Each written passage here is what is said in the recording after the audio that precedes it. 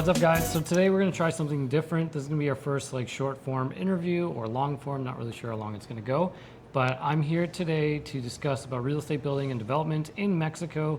I'm trying to get rid of the stigma that people build crappy products here or it's universally bad. I've linked up here with Tony Martinez. He's a local builder. I'll let him talk about most of his projects. And hopefully we can educate you on how to change your perception of how Mexico builds products now, especially since everybody's trying to come here. Tony, go ahead. Yeah. Thanks. Well, I've been here 21 years, so that's given me the opportunity to see this place grow all the way from Cancun becoming what it is, seeing Playa del Carmen go through the boom. Now Tulum is going through its boom. I grew up in California, so that's also given me the opportunity to understand the American way of thinking. The standard of quality. That's a huge one. And times, right? Timelines are important. So that's been great. And I've been developing for the last 10 years, been in real estate longer, but developing last 10 years, mainly in Tulum. I fell in love with Tulum. I saw an opportunity there, so my partners and I bought land early there, and now we're basically developing our own projects there. But I also build for other clients, building a few homes here in Playa del Carmen, private villas for some of my clients in Tulum, in addition to my projects, which my projects are all mainly vertical. So I sell condos, high rise. Okay. Well, not as high because you can only build five floors, but yeah. That's pretty high still. It's not like Cancun, but yeah. Right. Cool. So what I want to focus on today is, everybody knows I recently bought a house here from a pretty reputable builder. Congrats. Thanks. But what I'm starting to find out now that we've lived here, and we've lived in other rentals, and I've noticed the same kind of pattern, is everything looks really nice, but some of the stuff is just not functional. So for example, I've shown my closet organizers in my house. Some of the drawers just don't make any sense. They are, you got a bank of drawers, but I can only put 4 or 5 t-shirts stacked high, but then it's 1.5 t-shirts wide, so it's kind of useless. I can only put 1 row.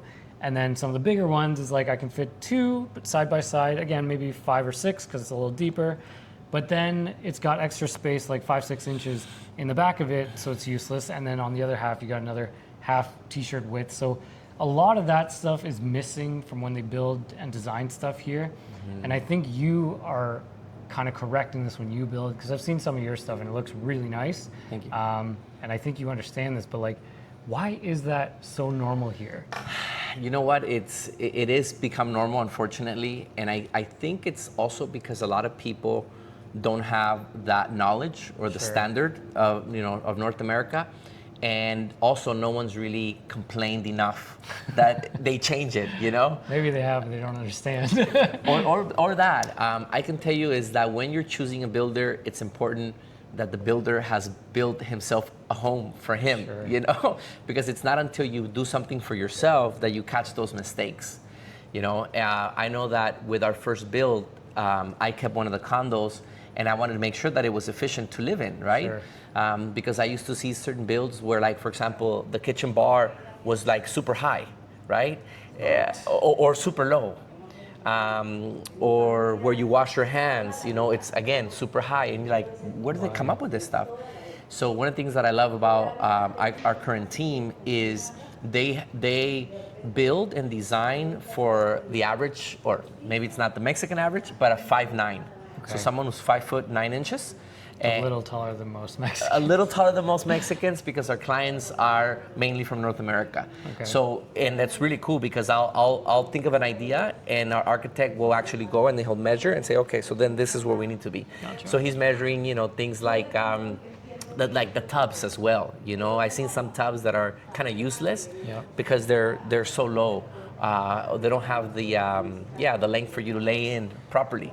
Now, I know you probably Google the standards they use in North America, because that's all pretty standard stuff. Right. Like counter heights and depths and everything like that. But then for Mexico, it's tough, I think, because you guys don't just build for foreigners, you're building for locals as well. Yeah. Yes, there are a lot of rich Mexicans. How do you find the medium ground? Because you get some Europeans who, if they come from Germany, for example, there's a lot of German people here in Playa del Carmen. They're really tall.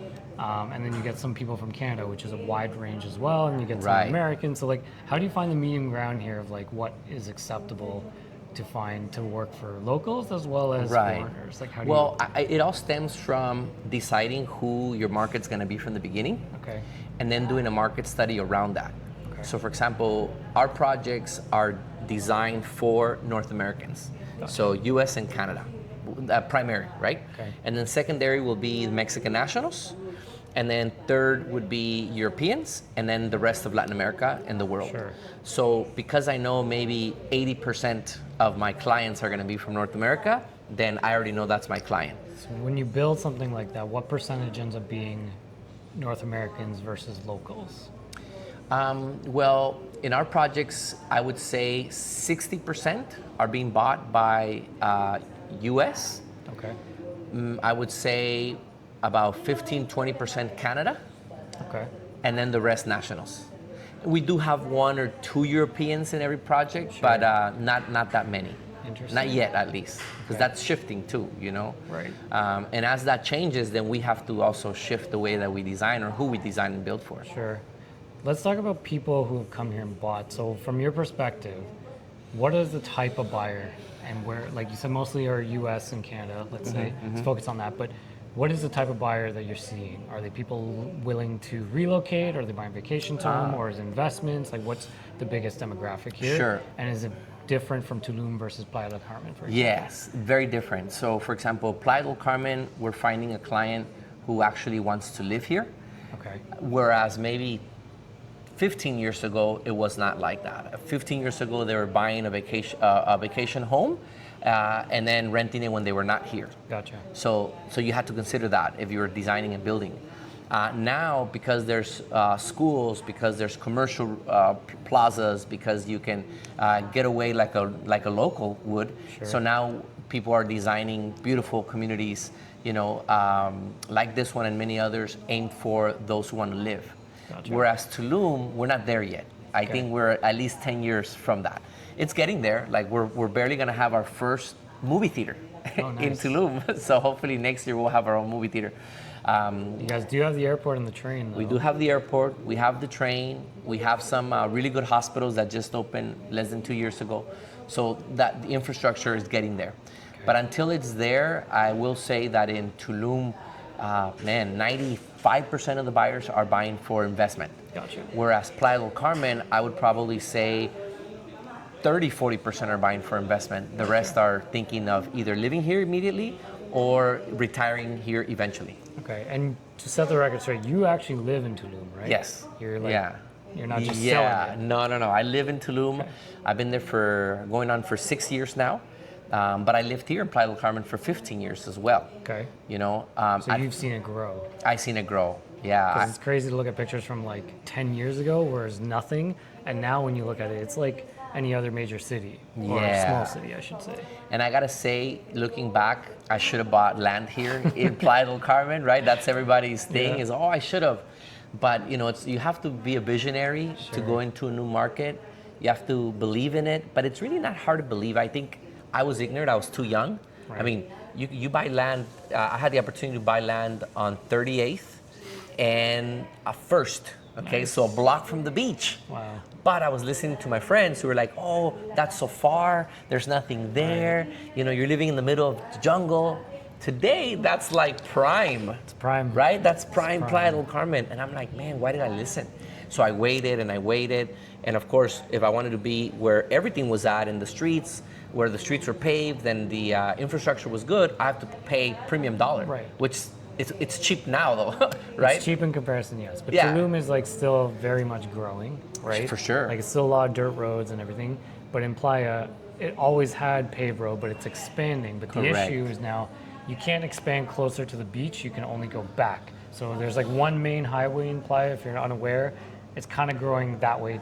To the other side of the highway. And it's just expanding as a city itself. So it's a huge city. And Yes. just to put it in perspective, there's 2 Walmarts, right? Right? Mhm. There's a Sam's Club, similar to Costco. There's, I don't know, 3, 4, 5 movie theaters? Maybe 4? I think, well, if you count Puerto Aventuras, yes. Yeah, that's yeah. a little far, but yeah, okay, that's fine.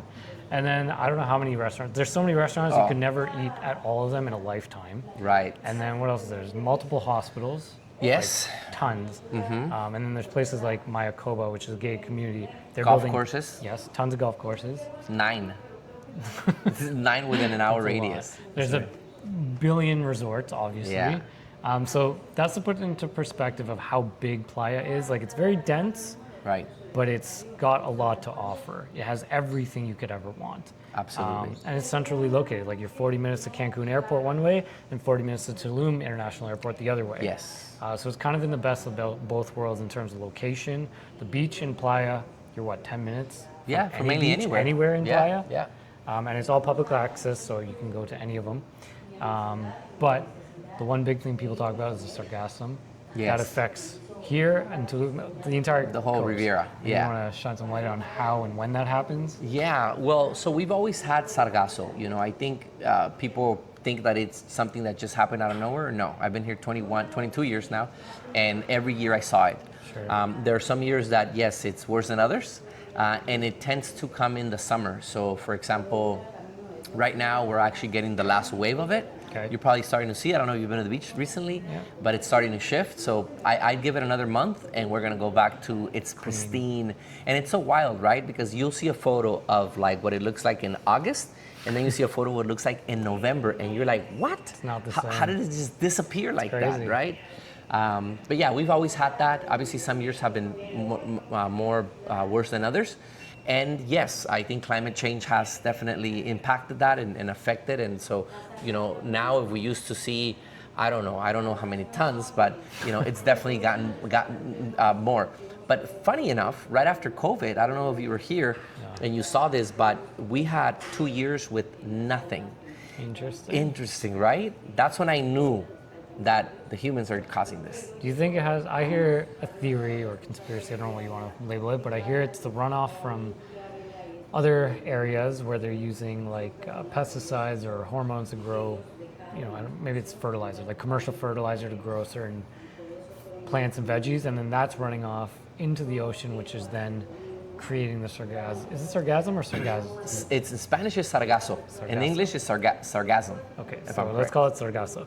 Yeah. So it's making that basically grow into these monstrous Quantities, amounts, yeah. in quantities, and that's what's washing it up, and that's why you're seeing worse of it over the years because they're growing more and more food and using more of this fertilizer stuff. That's one theory. That's I one don't know. theory. Yeah, I have another. No, there's about 3 main theories, you know, and at the end of the day, no one really knows.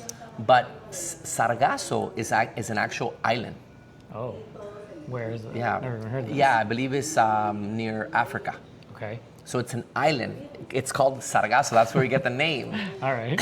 And surrounding that island, there's, you know, obviously tons of the Sargasso, which in certain amounts, it's healthy because it provides Sure. balance to Earth, like There's most fish that things live in are. it, Yeah.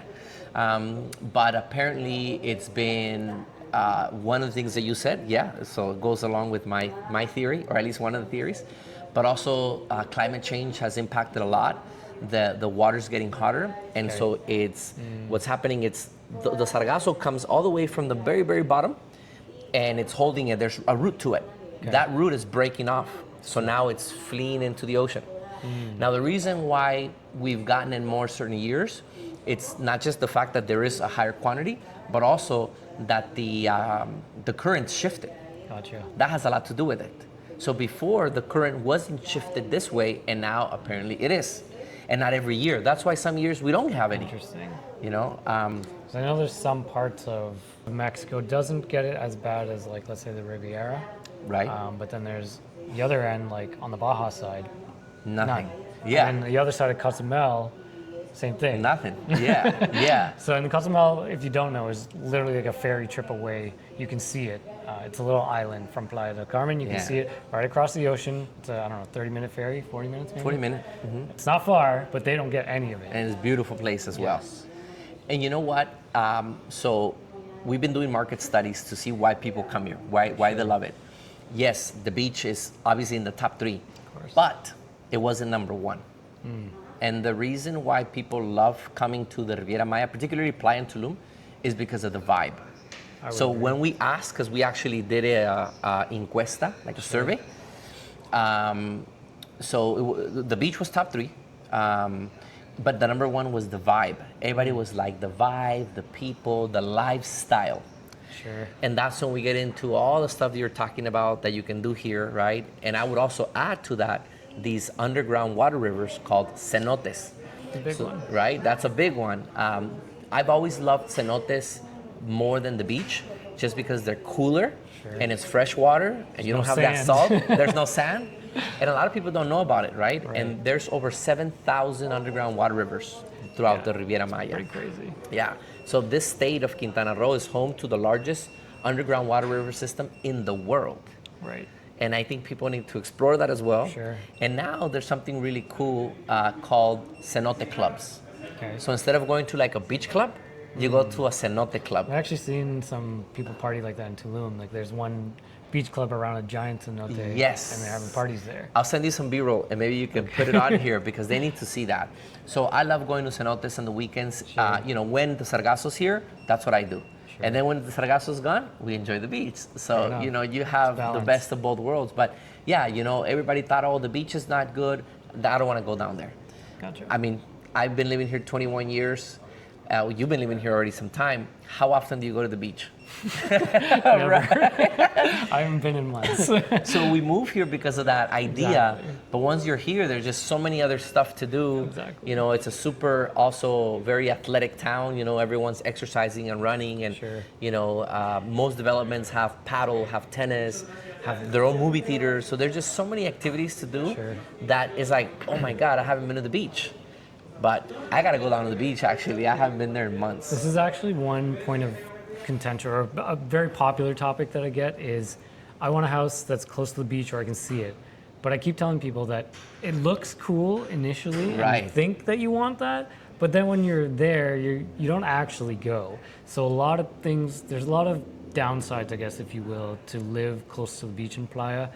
One is the noise. There's so much noise. People don't think about the bikes, the cars, the parties, the constant dogs. I don't even know where all these dogs are, but they're just barking all the time. So that's like one downfall of living close to the beach.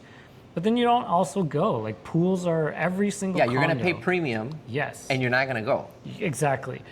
Every single pool, every single condo development has a rooftop pool. So most people just use that because it's convenient. All your drinks are there, the bathroom's there, you just go up and down to your pool, whatever.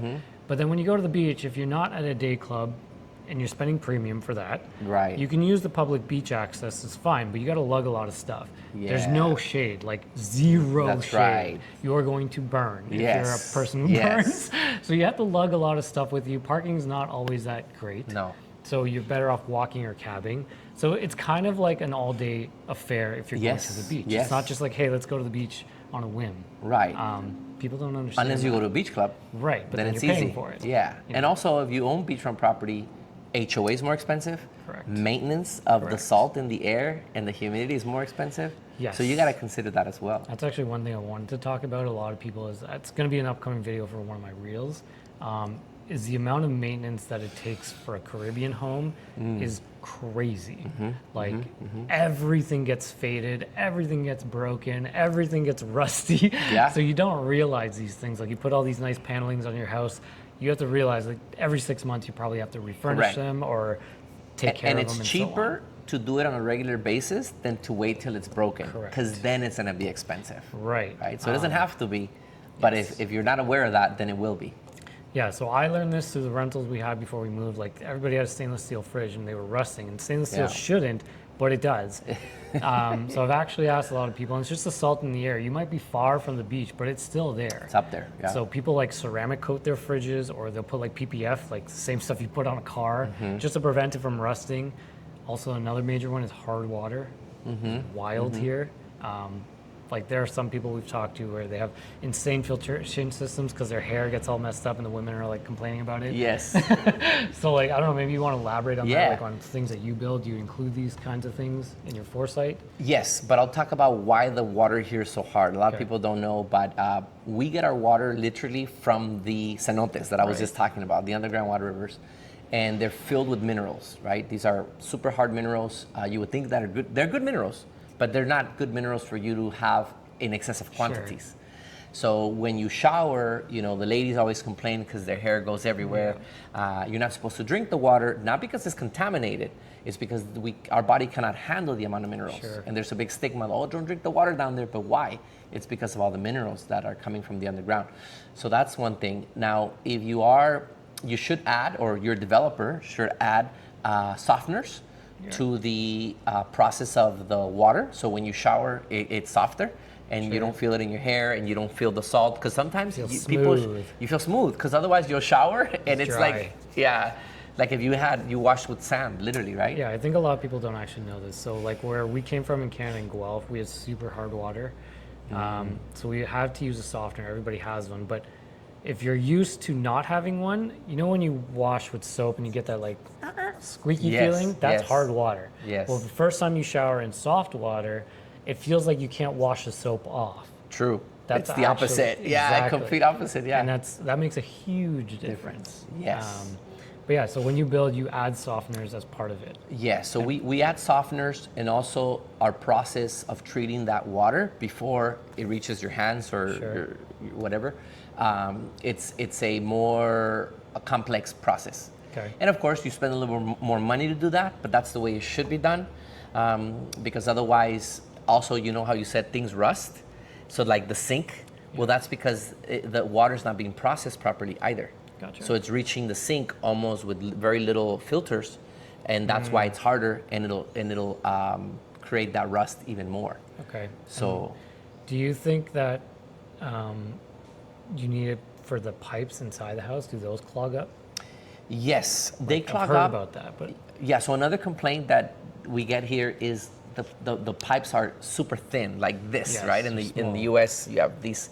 So you also want to ask your builder what size is the tubing going to be, So because in- that's important. Canada or the U.S., most residential, they use 1/2-inch tubing Okay. for the inside of the house, and then the feed coming in from the city water, whatever is, I think, 1 inch or 3/4, something like that, usually. Okay. I don't know what that is in centimeters. Yes. But it's not very big. It's a 1/2 inch. You know? Okay, I thought they were bigger in North America. The intake end. Some bigger homes Yeah. use it when they have like a really big house for good pressure. I see. You increase it. Yes. But most homes will use 1/2 inch.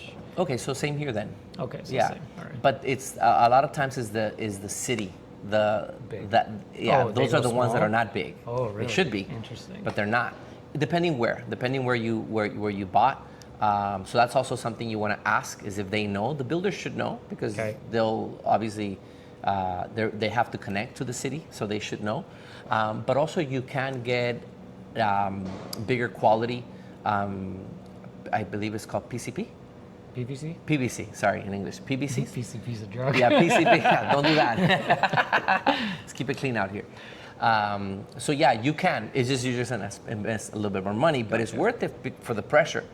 A lot of times, that's another challenge here in Mexico, is the water pressure, right? It's like, Tony, I can't even shower. It's so small. And I go and I check. I'm like, well, yeah, you should have asked for this. Not saying my builds, but when they want me to go in and help them redo their piping. So that's another thing to check, because we just assume that the house is going to be delivered that way, but it's not. And every developer has all the plans. They have the plumbing, the electrical, the structural, and the engineering. So you should ask for these, and then you should contact someone who knows to tell you. Even like the electrical, we're talking about how some homes are just not as efficient as they should be. Sure. It's like, how come they didn't put an outlet here? Right. I'm in my terrace, maybe I want to hook up my laptop. There isn't any. Sure. So if you're buying something before it's done, you could add all that stuff in there. And negotiate it. You shouldn't have to pay for it. There should be an outlet in the terrace, right? And these are key things to note, especially if you're building or buying, because everything is made of concrete here. It's not like Canada or the US. There's no drywall and stick framing or anything like that. Mm-hmm. Like, you literally have to channels to run conduit, or you try to use the existing conduits that they run. Right. But sometimes it's maxed out. So you're very limited as to what you can do after the fact, unless you want to do a major renovation. And let me tell you, having lived through it right now, it can get very, very dusty and dirty constantly. Yeah, and having to break through walls and then Yes. do it all over Exactly. again. It's not just like cutting a piece of drywall and patching it later. Like, there's none of that here. It's significantly more work. Yes. a big myth that I hear is don't flush toilet paper. Correct. How has this changed, or is it still a thing? No, it's changed a lot, but definitely not enough. Is it more in Tulum or Playa, or both are the same? No, it's both. It's both. Yeah, it's both. But the reason why it gets clogged, and I was having this conversation with my architect, is because when the pipes go like this, and then at some point they're gonna run this way, right? So the issue's right here. There should be a clearance. So instead of, there shouldn't just be like this. It should be like this, and then a clearance, and then this way. And unfortunately, bad construction will get you that, or lack of that. But with a good construction, you shouldn't have that. That shouldn't be. But in addition to just your home getting clogged, if enough of this goes into the city, then that will cause an issue as well, because the city doesn't have the infrastructure for that either. So you shouldn't do it anyways, but it shouldn't be a problem. You know what I mean? But I think that also goes back to just the quality of construction. And it's not that the quality of construction is poor, it's not efficient. Right. Because I will say, and I've had developers from the United States, construction companies from the United States who have invested here with me, and they said, Tony, the quality of construction by far is better here in Mexico. When it comes to, we use rebar, we use concrete, cement, it's not gonna go anywhere, right? Agree to that. A tropical storm, a hurricane, it's not gonna blow this away. That same hurricane hits in Louisiana and the home is flying, right? It's done. It's done, literally. So you're not gonna have that. It's not like your house is gonna be falling apart, but what you're gonna get issues with is the inefficiencies with the electrical, with the plumbing, with the water pressure, if you are not knowledgeable enough to demand this from your builder. Right, but if you do that from the beginning, you should not have a lot of these issues. Correct. You're gonna have some minor stuff just because we are living in the Caribbean. You talked about the salt in the air, the humidity, the heat. Things are gonna. The sun does lots of damage. Things are gonna be damaged over time, but there's things that you can avoid if you just get the right person to help you, because it's not like you have to be an engineer to know all this stuff, but you just want to get with someone that knows about it. Let's actually talk about one more thing before we close this off. Sure. Here. People complain about roof leaks, and they're like, oh, what about the roof? And that's always been, at least the feedback I get on my account, is about roof leaks. Everything is flat roof. Everybody in Canada, US knows that flat roofs are notorious for leaking. For leaking. However, they build things differently here, and I haven't really dabbled into this too much yet. But what do you guys do when you build something here to prevent leaks? Well, it should be sealed properly. So how do you seal it? How do you seal it? Is it tar? Yes, it's tar, but there's it's not just tar. There's a name of a particular process to sealing. Okay. Some do use tar, which yes. But also an issue is, how you're talking about the pipes. Sometimes you can use the conduits that are there. That leaks around it. Right. That's where a lot of the leaks come from, in the roof. They left them so that someone could come in and install, satellite. But they didn't cap them, or they didn't seal around it. Gotcha. So, if you do have a leak, I always tell everyone, go check the conduits that were left open. Go check the pipes that are out there that they just left there. Gotcha. And this is bad supervision, right? People not paying attention. The site super is not paying attention. The site super didn't go up there and say, did you seal everything? I had that issue in one of my first builds, and it was a nightmare. And they didn't know where, and it just didn't occur to my builder to go check. And you know what it was? It's they left them open. And of course they had done already a ton of damage, because the water, once it gets in, it's bad. It'll damage stuff. For sure. So they had to go in there and basically break apart the whole roof and redo some of the plumbing. Yeah, it was a big issue, but it was taken care of. Because you also have a 1-year warranty on a new build in Mexico. Right. For unforeseen, no, not unforeseen. What do they call it? Unexpected. Yeah, it's like the things you can't see behind the walls. Gotcha. There's a technical word, but yeah. So plumbing, electrical, structural, anything like that, you have 1-year warranty. Okay. So if you just got the home, you want to make sure that you run everything. Run everything as much as you possibly can. Get it out of the way, have it fixed, and not at your expense, and then move on. But sorry, just to close on that question, you can also, if you're having your home built, I love building, and I suggest people build their own homes. I know people are like, I don't want to go through the whole process. I just want something ready to go. And that's when you're not going to know what's really behind the walls, you know? Key to work with a good builder who also can communicate in your own language. Yes. I'm not saying you shouldn't learn Spanish, you should. Yeah. But when you're building something like this, it's going to be beyond conversational Spanish. Yes. It's technical. You know, I went through the process. I bought in Argentina, and I bought something that was basically a fixer-upper, and I went through the entire process of basically building in Argentina via Zoom calls. Oh man, how'd it go? Amazing. There you go. Amazing. So I had a good experience. I had a great team, and obviously they spoke my language, and obviously I knew enough about it that, you know, Right. I was able to just see areas of opportunities that they didn't, Sure. and it was done properly, and I'm extremely happy. Yes. But I've also heard, you know, horror stories about people building their own homes, dealing with the wrong teams, being robbed of money, not knowing what went into it. So you do need a supervision. Yeah, I think a lot of it is just you need to have the background knowledge when you're building. Like, it's not just, I see a picture, I want you to build this. Like, you have to pay attention. You should have some knowledge. Like, you know, I would only take this on because that's what I used to do. I used to build homes. Exactly. So I don't know exactly how you guys do it here necessarily, but building is building, and there's things that you should think or have the foresight to think ahead, like we were talking about. So it is imperative that you work with somebody who can help you along this way and like have the foresight to tell you, hey, you should really run a conduit here so you can run a cable there. Right. You know, for internet or whatever the case is. Or know that when you build concrete walls, sometimes you can't get signal in some places, Right. so you should put amplifiers there or whatever.